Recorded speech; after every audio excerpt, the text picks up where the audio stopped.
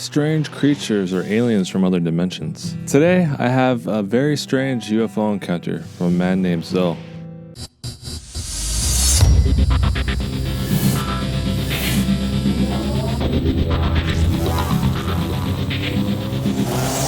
It landed in about 1964 or 65. It came in over the airport like a huge ball of white light, then dropped into a slow arch over the city of Mansfield, Ohio. I called the radio station and the tower at the airport. No one said they saw it, but they tried to tell me it was probably an illusion caused by the rotating tower light. I was only 15 at the time, but even I knew that was totally bogus. A year later, I was talking about it at the local doghouse coffee shop. A guy started telling me he and others saw it while at junior high school at the football game. From his story and the location of the school, it fit the description for that night. Then he said he saw two other lights just like it come over moving around as if looking for the first one, and then they were gone. In 1967, having moved to a place in town, going through Middle Park one night, and I had the tendency to look at the ground while walking. I happened to raise my head, and I stopped immediately in my tracks. In front of me, on the old softball diamond, sat a huge bell shape, like a large dome with a smaller dome on top. It looked more like an optical illusion than a physical object. It was an outline in silvery white translucent light, about 20 feet tall and 15 feet across. I went to get a friend of mine, another Baha'i, to see it. I asked him to come with me, had something he had to see. We walked and chit-chatted along the way, entered the park from the north end, walked about halfway into the ball diamond, and stopped. I just stood there and looked at him, silently.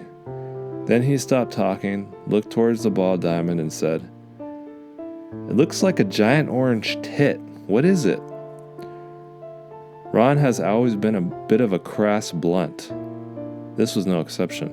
We later decided to grab another friend to check the strange thing out. So we went to see if our friend John was home. We walked to his house about 4 or 5 blocks away and asked him to come with us. We found something he had to see. The three of us walked from John's house to the park. He asked what we were going to see, and we told him he would know when we got there. Some small talk ensued until we turned into the park. The three of us walked towards the ball diamond and stopped. John was looking straight ahead, without a word, silent and staring. My question to him was, "What color is it?" John said, "Blue." John walked towards it. We walked along, then walked through it, as if it had no substance. He told us he had things yet to do, but wanted to return the next night with his camera equipment. John was also a professional photographer. The next night we met at John's and walked to the park. John had a 35mm camera attachment and a battery pack over his shoulder, while Ron and I sat and talked. John took photos at the ball diamond and all around the park area. The illusion was still there. We walked John home and went to the restaurant for coffee. A few days later, having not heard from John, it felt like it was time to pay him a visit. Knocking at his door, he answered, but strangely, did not even open the screen door for me to enter. We asked him if he developed the photos. He said, "Yes, but the photos of the ship did not turn out. All the others were fine. Will you go back?" He said yes, but he would not take his camera again. Did the negatives turn out black or all white? John wouldn't answer, but he said that he would see me later on, and then he closed the door. This was not the usual visit to John's. He seemed cold and out of sorts, and this was the first time any of us had called it a ship. About a week later, I met up with another friend of mine named Sam. Like John and Ron, we got along really well, having similar interests.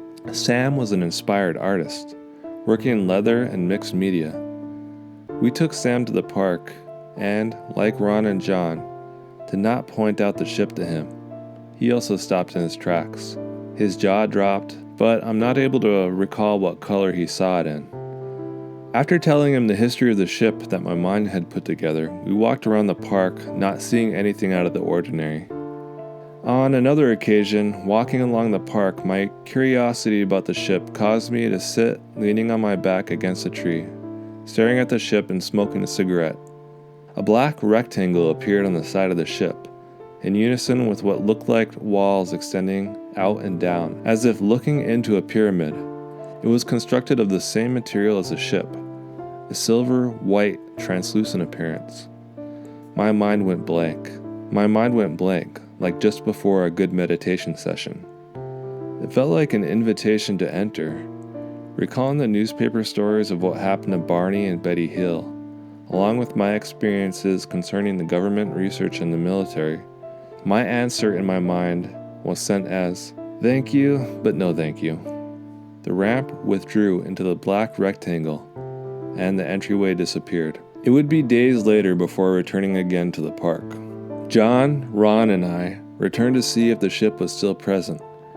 John sat near the east entry to an old bandstand that looked like a pagoda. My seat was also on the railing, although more on the north side, and Ron was standing facing us from the middle of the bandstand. The alien beings appeared suddenly, just beyond the archway, the three of them, shoulder behind shoulder, and floating about 6 inches off the ground. Again, looking like outlines of light, but they were shaped like inverted triangles with large pointed epaulets on their shoulders, and a 3/4 sphere in the middle of where the head should be. Even with hovering off the ground, they seemed no taller than 5 feet or about 4.5 feet in body height. My mind went blank, and the feeling of friendship then filled my thoughts.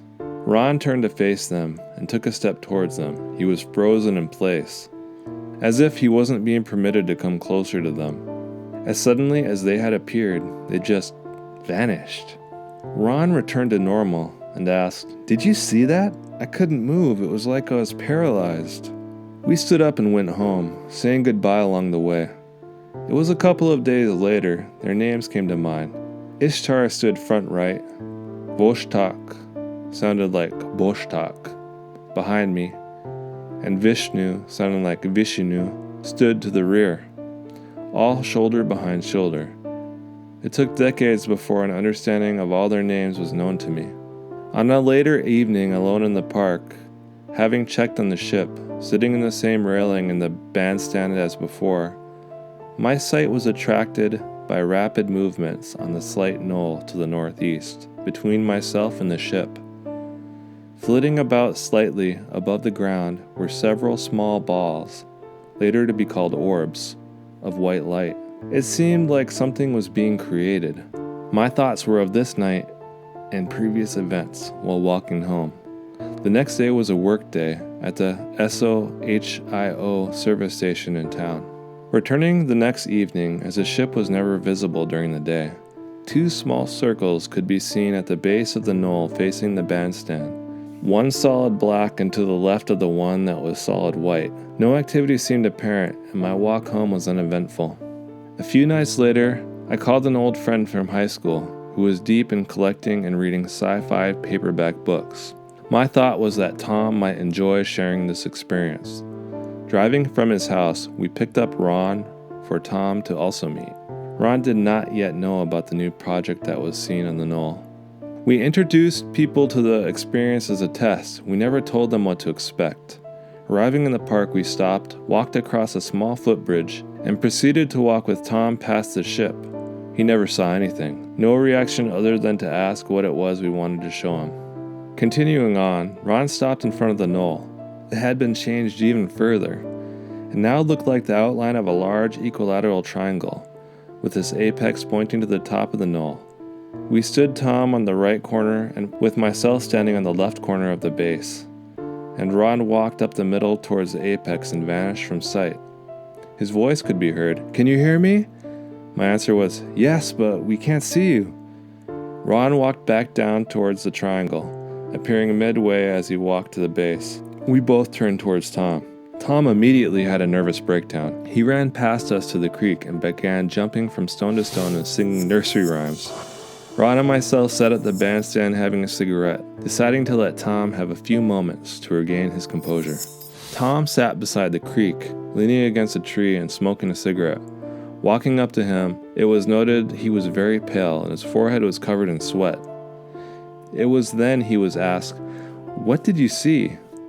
He said, "I could hear you and Ron, but both of you had disappeared." After he recovered, we drove Ron to his apartment, then dropped Tom off at his house.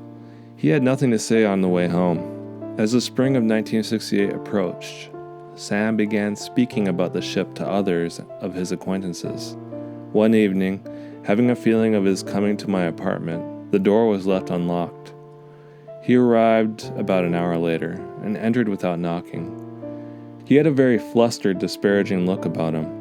Neither of us said a word, both clicking in unison. Donning my jacket and grabbing an orange from the refrigerator, we left the apartment and began walking the short distance to the park. It was closer, having found a new apartment next to the park and moving over the winter. We walked through the entrance that faced the North Park and were quickly standing in front of the Ball Diamond. Shock and dismay overcome me immediately. The ship had been destroyed. It lay in patterns extending about 50 feet from the previous center, all in pieces of faint silvery white, disfigured globs. Turning to Sam, my question was somewhat emotional. "What happened?" He then began to babble. I told some friends in Central Park about the ship in the Middle Park, and they laughed about it, so I took them to see it. None of them could see it and began laughing at me again. There was a thunderstorm that day. He went on explaining the event that had occurred. I got angry and screamed, "It's right there!" as I pointed my finger at it, and suddenly 2 bolts of lightning came down and the ship exploded into pieces. The kids ran out of the park. Walking about, it could be seen as a total mess. We sat there on a nearby picnic table and smoked a couple of cigarettes. My day never had any awareness of what had happened. Never heard the lightning, but had been quite busy working just outside of town at the new company service station. Walking back to the site and pulling the orange from my pocket, Sam took about 2 strips of metal from his pocket and handed them to me, sticking the 2 strips parallel on top of the orange and laying it on the ground. My mind suddenly became aware of what he had done. "Sam, we just made a simple battery. Where did you get the metal strips?" "I just picked them up out of the bin at work this morning and stuck them in my pocket," he explained with a surprise in his voice. Sam had only recently began work at the old Westinghouse appliance factory. Looking up, we both saw a black figure sitting in the crotch of the tree about 15 feet above us. My response was, "Let's get out of here." We went back to my apartment and had a couple cups of coffee, discussing the strange events of the day, his arrival at my apartment, and how we both mysteriously contributed to the battery that we had left at the site. We had no idea about what the black figure had been. Sam spent the night in my spare bedroom. About a week later, my curiosity overcame my reservation. Walking back alone to the park, nothing remained. No dark figure, no broken ship. Nothing was on the old location, nor anywhere in the area. A few more visits over the next few years were spent reminiscing, but nothing was ever seen there again. That was my one and only extended encounter with any UFO or alien entities. I wanted to get a little more in depth on this story, so I interviewed Zoe. Alright, I have Zoe with me. Hey Zoe, how you doing? Hi Q, good to talk to you. Zoe, can you tell me a little bit about yourself? Born in 1948 as Frederick Charles Moeller. I had red hair and I was nicknamed Rusty. I went through school, and later in traveling to Spain I was given the professional name Zohar in the village of Tafalla. So my professional name in the arts has been Zohar de Tafalla. And the experience we're going to draw on here came from when I was around 19 years of age. Yeah, that would have been about 1967. So when you first saw it, did it seem kind of like it was like ethereal, like a ghost? Like you weren't sure you were seeing things? Were you kind of in disbelief on what you're seeing, or what? When I first found it, it was about in November of '67, and I was walking through the park in the evening, after dark, and I looked up, because I usually walk looking down at the ground thinking, or so that I don't stumble. And as I looked up, I suddenly saw this outline of an object, which I immediately thought was an optical illusion because of the lightings in the park. I can't recall whether it was incandescent or mercury light in the park at that time, but I just took it as an illusion. And it was shaped like a large bell, about 15 feet high, 20 feet across, something like that, with a small dome on top of it. So it looked very much like a bell. And I remember when you brought your other friend there, and he walked away from you guys, and he seemed to like disappear, and he said that you guys disappeared. So even though he couldn't see, I guess he didn't have the gift or whatever to be able to see it, but he still saw people disappear, right? Yeah, he was about the fifth person who was taken there to the park. I discovered it that night, and I can't recall offhand if it was that night. I went to get a friend of mine. I think it was that same night then. I walked to Ron's house and another Baha'i and asked him, I had something to show him, come with me. So he went along with me, and when he saw the object, we were both walking along, walking into the park. I wasn't recognizing the object for him at all. And I think this is in the story that you'll probably narrate or have narrated. Yeah, it is in the story. And the interesting thing was he saw it right away. Damn. As soon as I stopped and quit talking, he looked up and saw it immediately. And then, of course, came his description of it, which I thought very interesting because he only could see the outline of it also.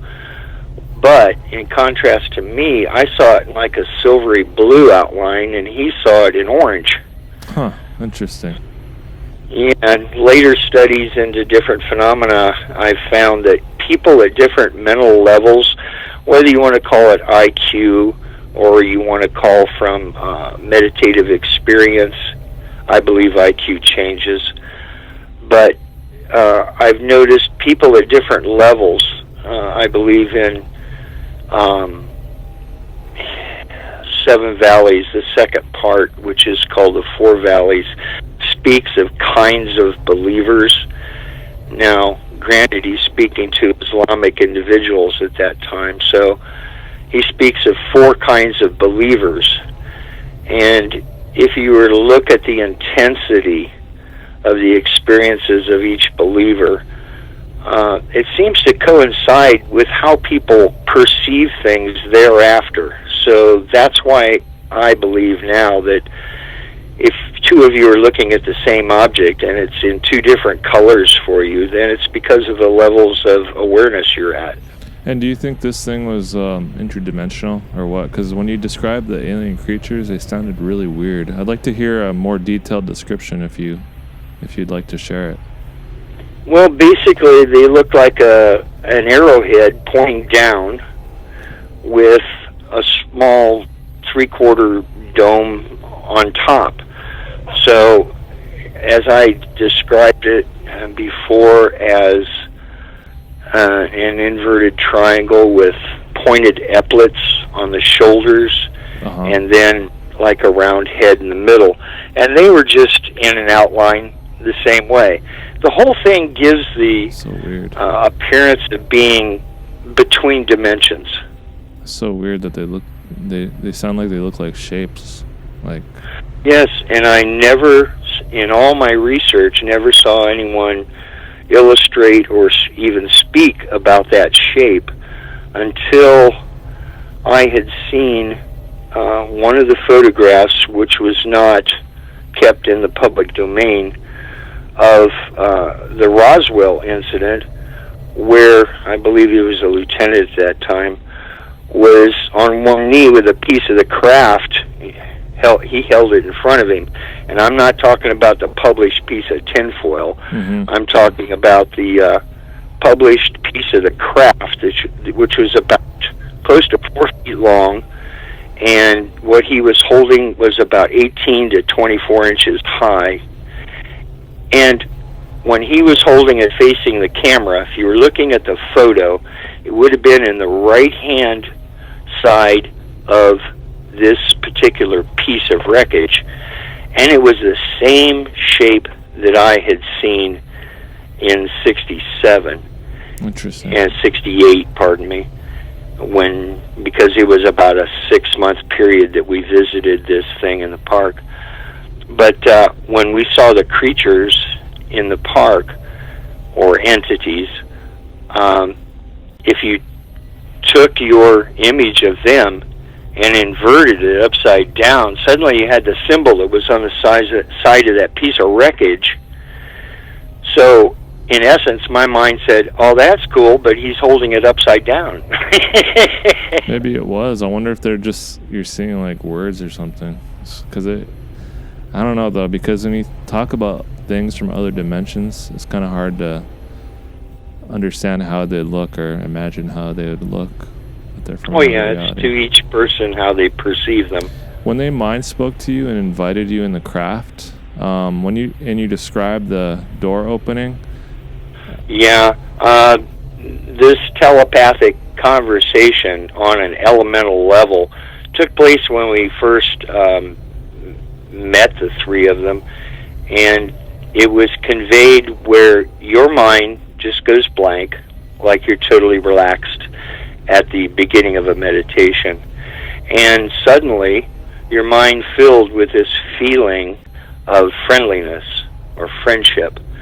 Now, when I was in the park alone one night and sat leaning against a tree looking at the craft, there was like a dark rectangle that appeared on the side of it, and then in front of me. And then this light emanated from that black rectangle as if you were looking up not only an incline to the rectangle from the ground up to the opening, but also as if you were looking inside a four-sided pyramid. Damn. Do you ever regret not going in? No. Oh, man, I would.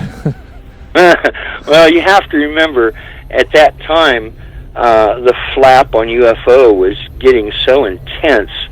Betty and Barney Hill had their abduction encounter in 61, and it wasn't really publicized until around 65, 66. And I had run across an article about them, and from reading how they were ridiculed and harassed and everything, plus my involvement with the U.S. military later, after this incident, but no, just prior to this incident, I already knew I didn't want to be involved in all that crap, so I just, as it appeared as an entryway before me, and of course it felt like an invitation, that's what filled my mind, I sent back the feeling of thank you, but no. And then it withdrew from me back to the craft. Damn, I wonder what would have happened if you went in there. You might have ended up a couple hundred years in the future if you ever came back. No idea. It would have been under their control at that point. Yeah. Did any of your friends say they got an invitation also, or just you? No. All but one of my friends that I introduced it to would not go there unless we were together. The one friend ventured out on his own and gathered a group around him in another park where they were sitting and talking, and took this small group of people, somewhere upwards to 10, but 5 to 10 people. Damn. Around the same age, around 20 years old, 17 to 20, and took them to see this craft. And when none of them could see it, and he said he could see it, he pointed at it. It's right there. And that was when the 2 lightning bolts came down and struck it and blew it all to pieces. Damn. So lightning blew the UFO apart when a bunch of people saw it? As best as I can tell from what he told me. Was there shrapnel or anything, or was it just, like, gone? That night, when he came over to my apartment after I was off work, we then went to the park, and I could see it. It was all over the place. It looks like if you had light and you could allow it to be jelly-like formation, not really any specific form, but three-dimensional. And this light, which was not just an outline of these parts, it was like a piece of light, only in gelatinous configuration, and it was all over the area. It was blown, let's see, can I get information? It would have been blown as far as, about 50 feet from where the ship had sat. Could you touch it at all, or what happened if you tried to pick it up? No, I didn't bother. Oh.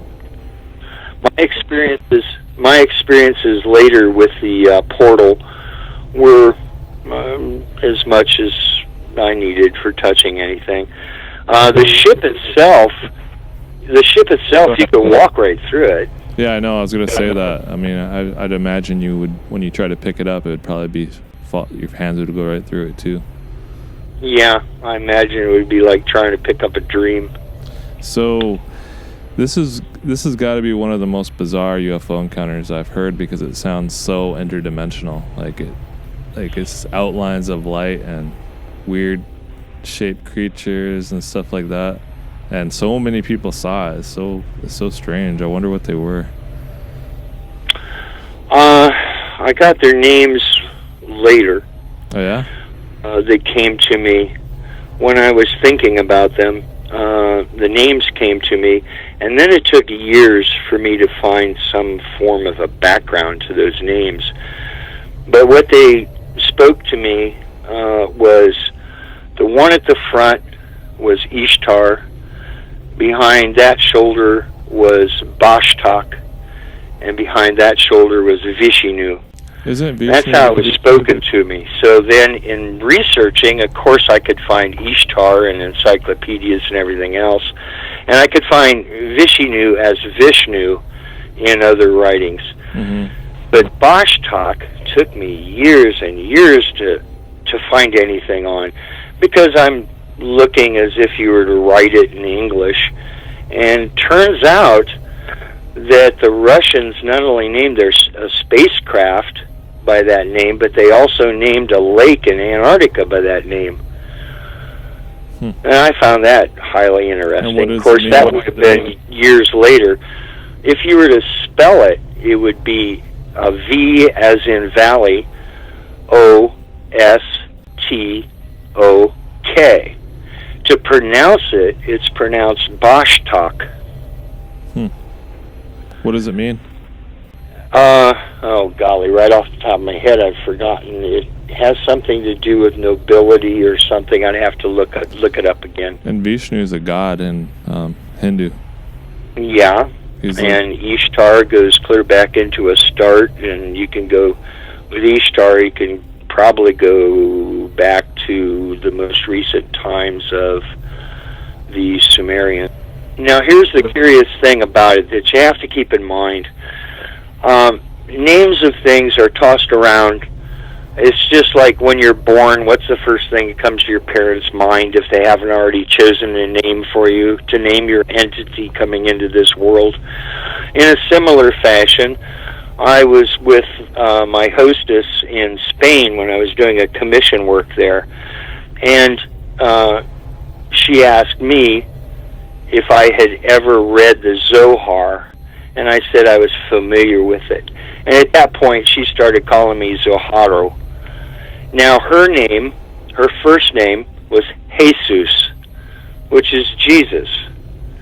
That doesn't mean she was the epitome of Jesus, but in different cultures you have these names used over and over again that may have far distant implications. True, that's true. So these three creatures, who knows? So can I hear the story about the portal? I want to hear what, because you're saying you touched a portal or something. I would like to hear about that. Yeah, that was one night when, right off the top of my head, was I there alone? No, I can't remember if I was there with Ron or John, but I think I recalled it and mentioned it in the story to you. But when I was in the little bandstand area, sitting on a railing, I was looking down at that knoll, and the knoll was between the bandstand area and where the ship was at. And it had, I think, 3 trees on the knoll. And on the side facing me on the knoll, which would have been away from the ship, facing me, there were these little lights, like orbs, just darting all around this one spot on that side of the knoll, real quick, darting around. And I thought that was peculiar. But I figured, well, they're building something. And then it was either the next night or several nights later, when I went back, I noticed there was, to the left side of the knoll was a very dark circle, like a black circle. And to the right was a very white solid circle. And I thought, well, that's interesting. They've been working hard on it. And then later, I took a friend of mine from high school who was deep into science fiction books, he and his father. And I picked up Ron, and then Ron and myself and Tom went to the park, and we weren't going to tell him what he was going to see. And we took him down the trail, and when we realized something's wrong here, we stopped, and then he stopped and asked us what we were doing. He looked all around, and he says, "Am I supposed to see something?" Some words to that effect. And we were surprised. He didn't see anything, so we just walked on. And we came around the knoll, headed for the bandstand area, and I noticed there was no longer a white and a black spot, but there was a triangle laying there, which pointed up the knoll. And without even saying anything, Ron went to the center of the base, and I put Tom on the right-hand corner, and I walked over to the left-hand corner. And then Ron proceeded to walk up towards the apex, and about halfway he disappeared. Huh. And then I could hear his voice, and he says, "Can you see me?" And I said, "No, I can't see you, but I can hear you." And then he walked back down and came into view and walked to the base, and then I walked over to where he was standing, and then both of us walked towards Tom, and we said, "What do you think, or what did you see?" And suddenly Tom broke away from us and ran down to the creek and started jumping from stone to stone in the creek, singing nursery rhymes. And we decided he had a breakdown, so we were going to leave him alone for a little bit. Damn. I must have, I never seen anyone break down like that. That's pretty crazy. I've only seen it happen maybe 2 or 3 other times in my life, like I with heard people in different traumas or crises situations. So when you passed through the portal, did you feel anything? From my point of view, Ron was the one that passed through the portal and disappeared. But from Tom's point of view, which he told us later, both Ron and myself disappeared. So you couldn't feel anything, it just felt normal? Yeah, felt normal for me. And then I was looking at Tom the whole time, and he never disappeared, not from my sight. Oh, that's interesting. It kind of reminds me of those missing 411 stories where they are screaming at the search and rescue people, and the search and rescue people can't see them, but they can see the search and rescue people? Yeah, you can get into that in a lot of different circumstances. That's It's where you feel like you're actually screaming, and you may or may not be. It could be totally in your mind and not relating to your physical body the way you want it to. But by the same token, you can be aware of the physical and other dimensions at the same time. So it all depends on the individual and the circumstances. I mean, you have people going into caves and disappearing. You have people that say they've walked through portals at different spiritual centers or churches, temples, or shrines, or whatever. And it's just all dependent on what energy was concentrated in that spot. Is this, after this encounter, have you had any other paranormal encounters in your life? Oh, yeah, a lot. Any ones that stand out? Some like of this? them, like this one. Oh, golly. Like entities? No, this was kind of unique unto itself since it involved so many things over such a long period of time. And so many people have seen it. Yeah, it was more of a community involvement thing. It's crazy. And this thing was invisible during the day? Yeah, I'd been through there during the day and you couldn't see it. Huh. It seemed to be easier to see in the twilight or at night. It makes me think of the witching hour, how they say the veil is thinner or whatever between at night when things come out. And it's just weird that... Yeah, and it also brings to mind when you're asked to do dawn prayers and you arrive before the sun comes up, there is so much that's visible in the twilight. Huh. Like what do you mean? Well, you can see these orbs. You can see what people recognize as small fairies in a bubble.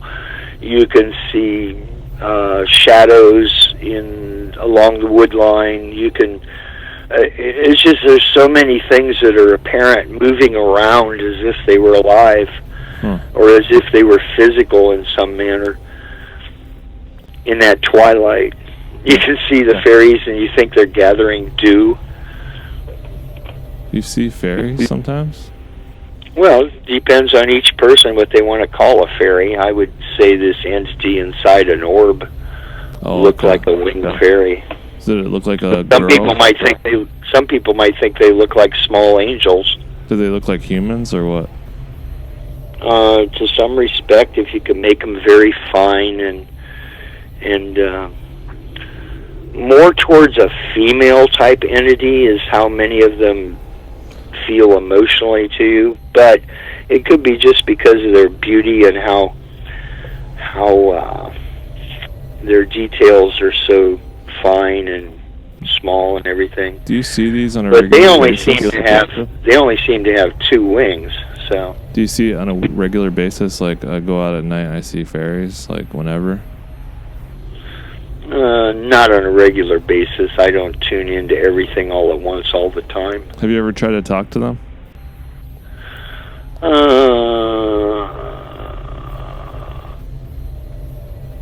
In the sense of working a garden, yeah, you can put them to work for you. Huh, interesting. Well, I don't know about everybody, but Baha'is, the more spiritually inclined a Baha'i becomes, if a Baha'i deepens instead of just declaring themselves, if they deepen farther and farther and utilize meditation like they're told to do by Abdul-Baha and Baha'u'llah,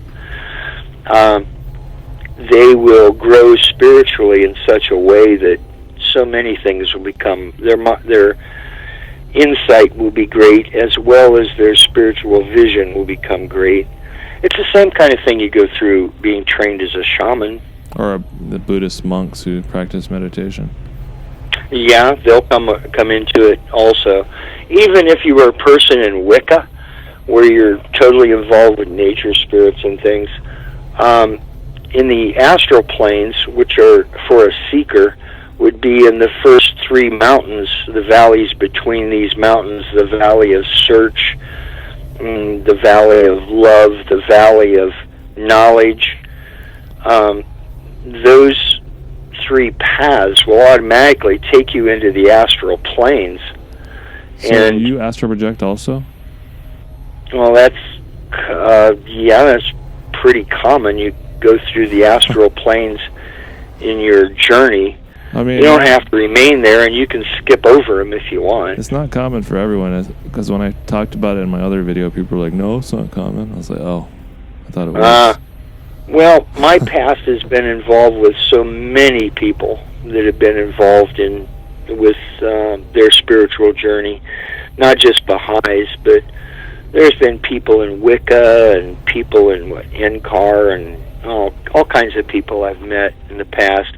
I met a healer once that he didn't mention the astral planes. He called it the psychic planes.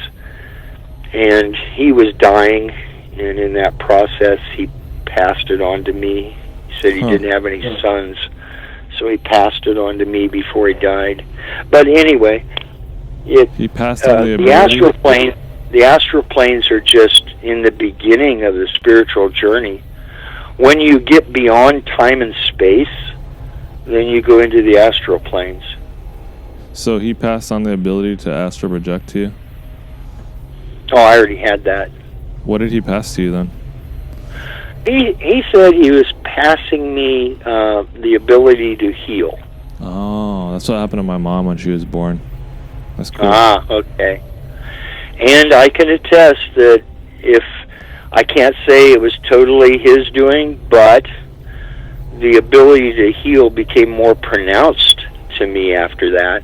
Interesting. I can go into one example at some other time, maybe if we get into healing in depth.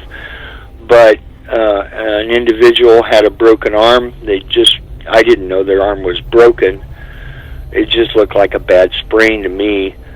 But the swelling increased. So I applied my techniques that I knew of. And then this was in the late in the evening after dinner at McDonald's, and took him home. He slept the night, woke up the next day, and I had applied this treatment that night, and the next day there was a little bit of swelling there, but not much, and took him to the hospital just in case to have an x-ray taken, and the x-ray technician came out of the room and it was like he was just totally befuddled. And he says, "When did you do this?" And, wow. The guy told him, "It's yesterday." He said, "You have a place where there was a break." He said, "But it looks like it was from years ago." Wow. I've heard of that, but I haven't heard anybody who's seen it firsthand. Thank you, Zoe, for talking with me tonight. Well, thank you, Q. Thanks for having me on. But yeah, man, it was great talking to you. Well, we'll do this again sometime, all right? Thanks a lot, Q. Will do. Thanks for sharing your very bizarre UFO encounter. You're welcome. Aloha. Aloha. Bye. Of all the UFO encounters I've heard, this has to be one of the most bizarre, and it definitely seemed like something from another dimension.